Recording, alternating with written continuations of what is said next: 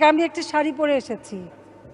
আমার মেয়ে আজ সকালে তার কিছু বিদেশি বন্ধু এসেছিল, তারা সোনারগাঁ গিয়েছিল সেখানে দেখতে, সেখানে তাঁতিরে বসে তাঁত বোনায়, সেই তাঁত বোনানো সেখান থেকে এই শাড়িখানা সে কিনে নিয়ে এসেছে।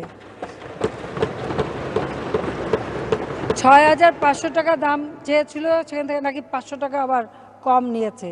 তো ৫০০ টাকা কম নিল, সেই জন্য আমি আবার আমার জামাই বাবাজিকে একটু বললাম যে তুমি তাকে ৫০০ টাকা কম দিলে কেন, বরং ৫০০ টাকারও বেশি দিয়ে আসা উচিত ছিল।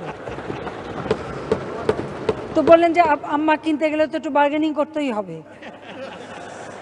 কাজে সেই শাড়িটা আমি বললাম আমি এই শাড়িটা পরেই আজকে আমি যাব।